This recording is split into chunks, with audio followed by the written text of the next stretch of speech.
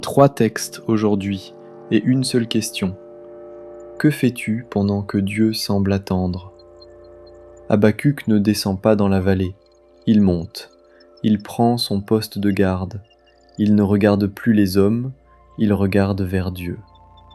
Autour de lui, la violence triomphe, l'injustice paraît gagner, et le Seigneur garde le silence. Alors Dieu répond, pas en expliquant tout, en donnant une parole qui traversera toute l'Écriture. Le juste vivra par sa fidélité. Le Père n'est jamais pressé.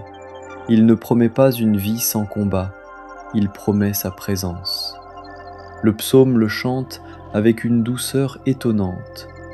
Jamais tu n'abandonnes, Seigneur, ceux qui te cherchent. Il ne dit pas ceux qui réussissent. Il ne dit pas ceux qui comprennent. Il dit ceux qui te cherchent. Chercher, c'est déjà croire. Le Fils, lui, redescend de la montagne. La gloire de la transfiguration est déjà derrière lui. Et voici qu'un Père vient à sa rencontre. Il porte un enfant que personne n'a pu guérir. Même les disciples ont échoué. Alors Jésus prononce une parole que nous connaissons tous. Si vous avez de la foi, gros comme une graine de moutarde. Nous entendons souvent une grande foi. Lui dit exactement l'inverse, une foi minuscule, parce que la puissance n'est pas dans la taille de la foi, elle est dans celui en qui cette foi est déposée. L'Esprit Saint n'est pas nommé, et pourtant c'est lui qui fait vivre cette petite graine. Une graine n'est pas spectaculaire, elle disparaît sous la terre, elle semble immobile, pourtant tout son travail est invisible. Ainsi agit l'Esprit.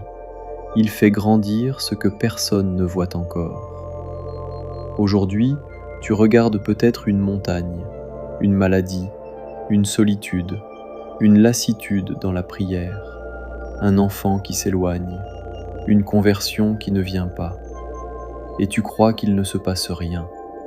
Ne juge pas la semence avant le printemps. Le royaume de Dieu grandit souvent dans le silence. Habacuc attendait, le Père cherchait, les disciples apprenaient, et l'Esprit travaillait déjà. Saint Dominique l'avait compris. Il ne voulait pas seulement convaincre les intelligences, il voulait mettre le feu au cœur par la vérité. Aujourd'hui, ne demande pas au Seigneur de te montrer tout de suite l'arbre immense. Demande-lui de protéger en toi la petite graine. Car une foi qui demeure fidèle dans l'attente est déjà un miracle. Au nom du Père, et du Fils, et du Saint-Esprit. Amen.